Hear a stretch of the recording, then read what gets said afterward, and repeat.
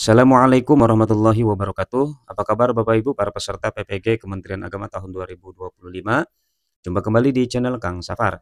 Di video kali ini saya akan berbagi tips lagi Bapak Ibu. Kali ini tips mudah dan praktis untuk mengerjakan atau dalam mengerjakan soal-soal SCT, Situational Adjustment Test, pada uji pengetahuan PPG Kemenak tahun 2025. Seperti diketahui Bapak Ibu bahwa di UP PPG nanti Bapak Ibu akan dihadapkan dengan 60 soal pilihan ganda dan 4 soal uraian ya atau esai.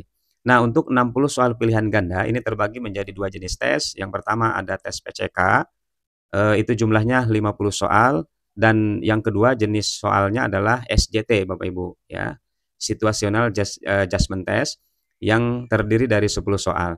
Nah, dari 60 soal itu Bapak Ibu ya, soal pilihan ganda tadi, itu harus selesai atau diberikan waktu selama 120 menit atau 2 jam begitu. Nah, supaya waktu yang disediakan betul-betul bisa dimaksimalkan, bisa dimanfaatkan dengan baik oleh Bapak Ibu, dan tentunya, bisa memilih jawaban-jawaban yang tepat, yang sesuai gitu Bapak Ibu ya, maka perlu, trik ya, perlu tips, supaya, di samping mudah juga Bapak Ibu bisa menentukan atau pilihan-pilihan yang tepat gitu. Nah, Bapak Ibu, untuk tips, kali ini ya, untuk tips dalam mengerjakan soal-soal SJT ini bisa dijadikan bahan buat Bapak Ibu peserta PPG semua bidang, studi ya, atau semua mata pelajaran, baik itu PAI, kemudian SKI, fikih, akidah akhlak, Quran hadis, kemudian apalagi, bahasa Arab ya, lalu guru kelas baik MI maupun RA dan guru mapel lainnya, di bawah Kementerian Agama tahun 2025. Baik Bapak Ibu, langsung saja kita simak tips mudah dan praktis mengerjakan soal SJT, Situational Adjustment Test pada UP PPG Kemenak tahun 2025. Nah, Bapak Ibu, yang pertama atau tips yang pertama adalah, mengenali tujuan SJT ya, mengenali ataupun memahami apa tujuan SJT itu sendiri. Nah, kita lihat di sini, di penjelasannya, soal SJT itu untuk mengukur cara berpikir, bersikap, dan mengambil keputusan sebagai guru, Bapak Ibu. Nah, seperti yang, mungkin sudah Bapak Ibu lihat ya, berbagai contoh, soal-soal SJT, baik itu di video-video YouTube ataupun di, apa namanya, di web-web lainnya, di soal-soal SJT itu menggambarkan, situasi Bapak Ibu ya, ataupun kondisi ataupun keadaan di mana di dalamnya terdapat sebuah persoalan yang kemudian kita sebagai guru diminta untuk mengambil keputusan atau mengambil tindakan atau mengambil sikap gitu ya.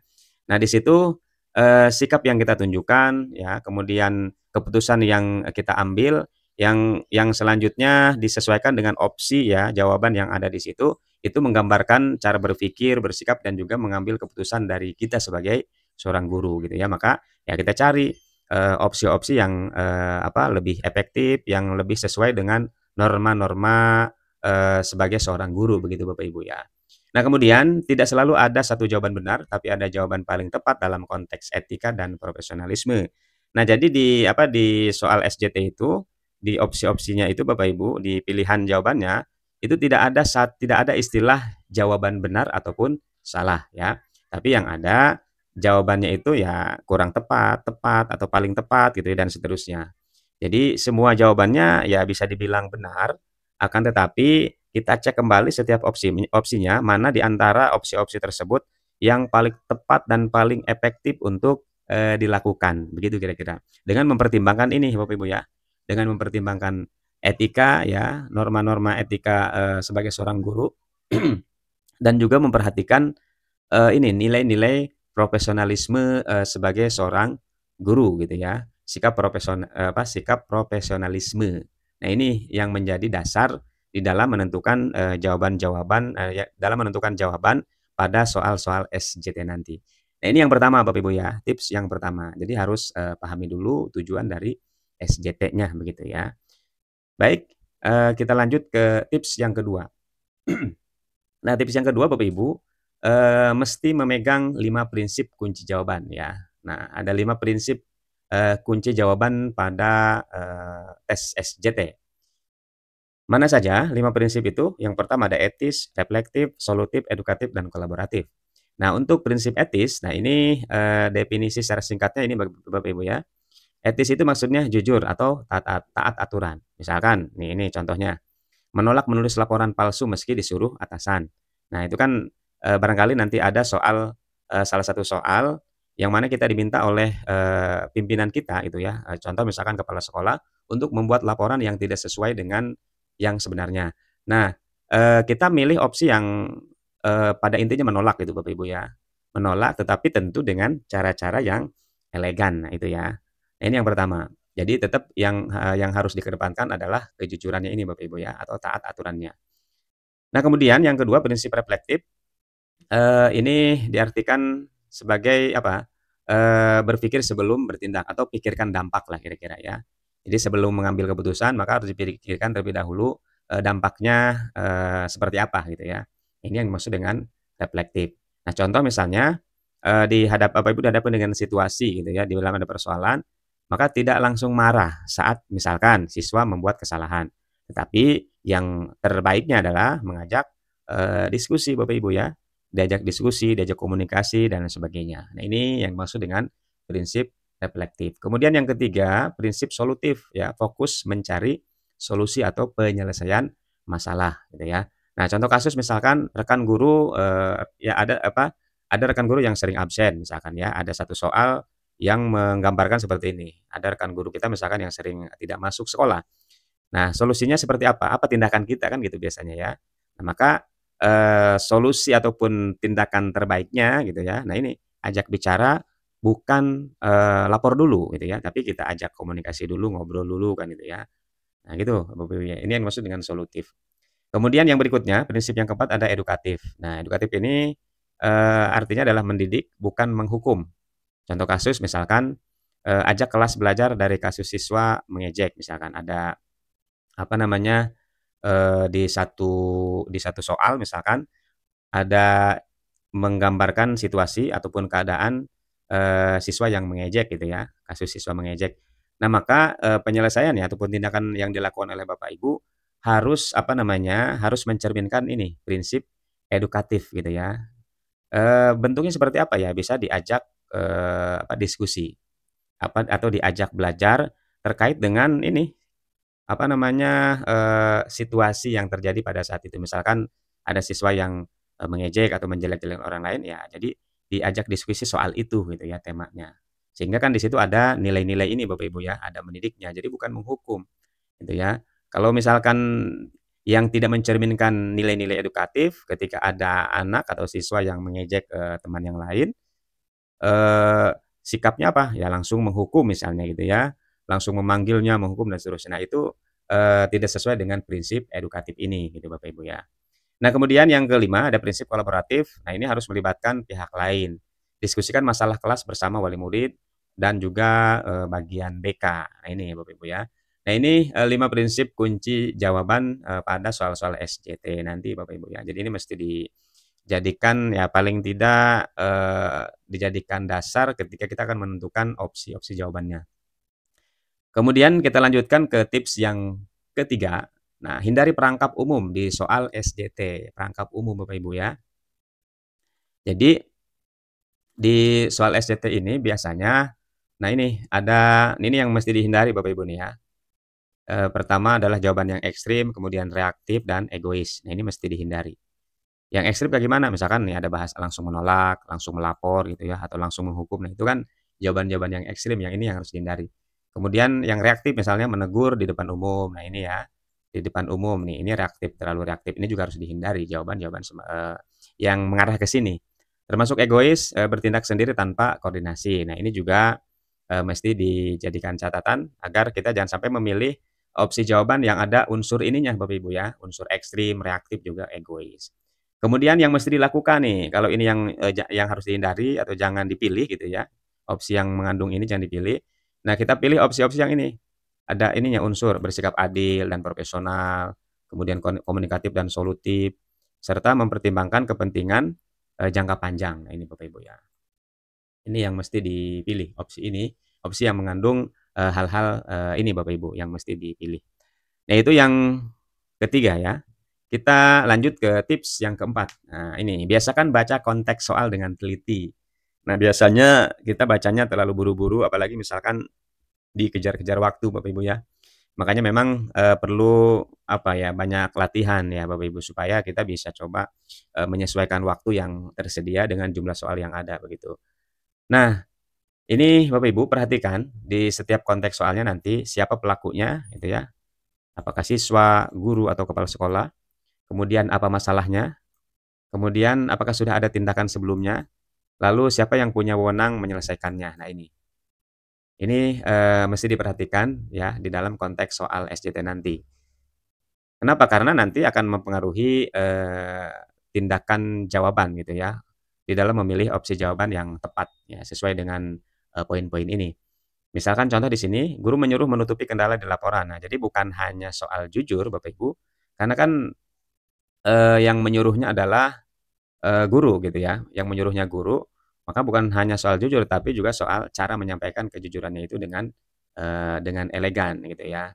Contoh misalkan, kepala sekolah menyuruh menutupi kendala, di lapangan atau misalkan kita diminta atau disuruh membuat laporan palsu gitu ya, atau menyusun laporan tidak sesuai dengan kondisi sebenarnya. Nah, yang dihadapi kita itu kan adalah seorang atasan, pimpinan kita, maka walaupun, kita diharuskan jujur gitu Bapak Ibu ya, kita nyari opsi yang ada nilai-nilai kejujurannya, tapi juga, dilihat juga nih cara penyampaiannya gitu ya, cara penyampaian kejujurannya itu. Jadi mesti elegan dan juga pas gitu ya. Nah baik kita lanjutkan ke tips yang kelima.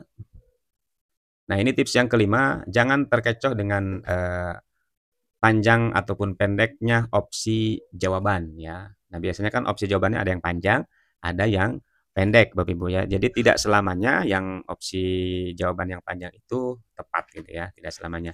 Nah karena opsi yang panjang ini tidak selalu benar. Kadang jawaban paling tepat justru singkat ya, dan juga langsung ke nilai inti. Nah ini mesti diperhatikan juga. Misalkan sebagai contoh ini ada 2 opsi yang, apa namanya, yang bisa kita lihat perbandingannya. Misalkan ini, menegur siswa secara langsung di depan kelas dengan pelan atau barangkali ada lanjutannya begitu ya. Ini pendek tapi, terlalu reaktif. Nah, menegur siswa secara langsung, nah ini nih, secara langsung ya. Ini terlalu reaktif gitu ya. Nah, sementara yang kedua, mengajak refleksi di kelas dan berdiskusi soal etika.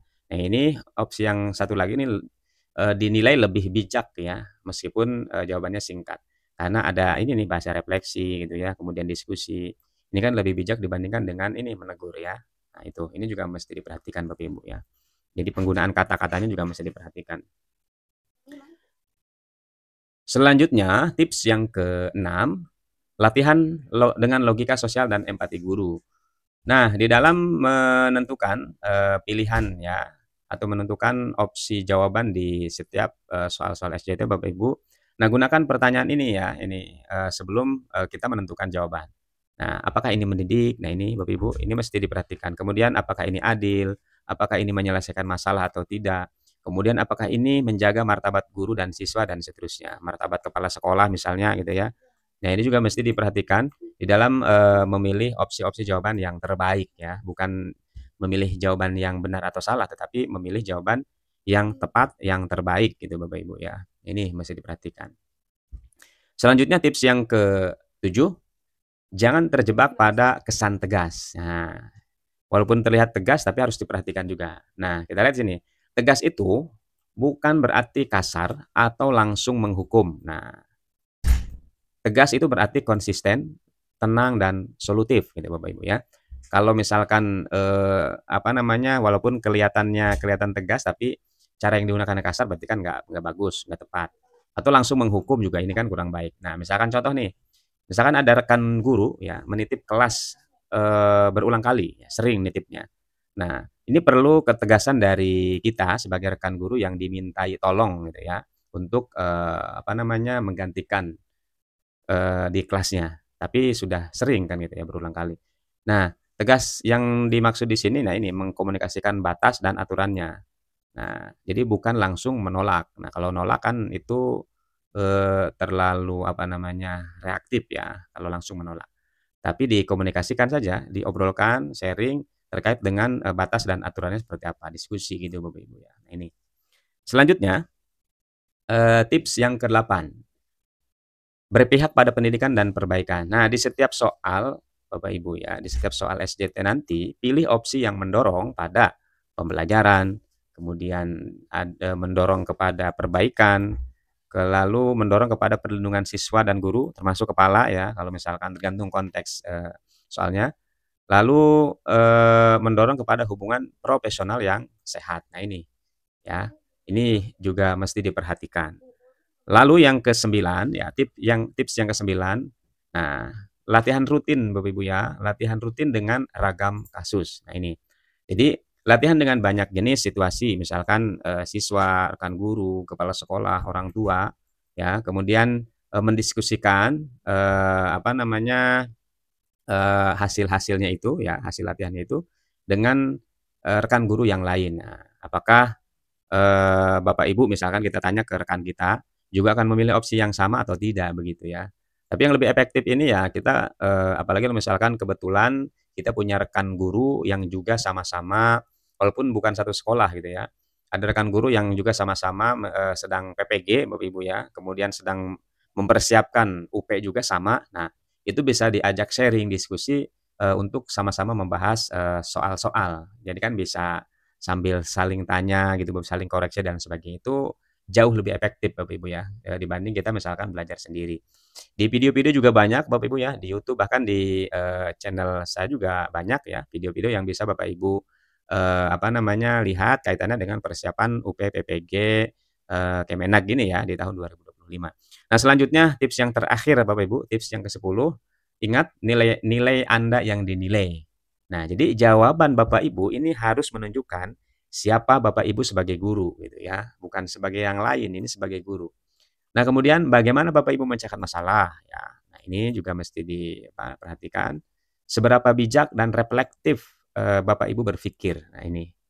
Jadi mesti benar-benar memilih opsi-opsi yang bijak, yang reflektif juga gitu ya, dan mencerminkan, nilai-nilai, etika ya, nilai-nilai etika sebagai seorang guru. Nah, jadi kesimpulannya Bapak Ibu, kerjakan SJT itu bukan asal cepat, tetapi dengan kesadaran sebagai pendidik gitu ya. Nah, maka, tentu dengan waktu yang terbatas ya, ini, pasti kan kita ngejar cepat gitu biasanya Bapak Ibu. Nah, tapi kita cepatnya juga cepat tapi tepat gitu ya. Mudah-mudahan, 10 tips Bapak Ibu ya, 10 tips mudah dan praktis di dalam mengerjakan soal-soal SJT pada uji pengetahuan PPG Kemenak tahun 2025 ini, paling tidak bisa memberikan, apa namanya, gambaran lah gitu ya buat Bapak Ibu, supaya tidak terlalu, sulit ya atau tidak terlalu terkendala di dalam, memahami, soal-soal SJT ya, walaupun soalnya cuma 10, tetapi paling tidak perlu benar-benar untuk dipahami, tujuan soalnya seperti apa, kemudian tips dan triknya seperti apa supaya 10 soal pun, bisa memberikan nilai yang maksimal.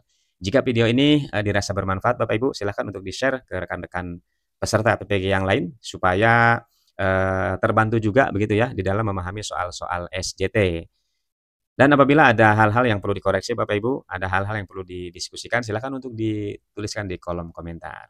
Terima kasih, semoga bermanfaat. Assalamualaikum warahmatullahi wabarakatuh.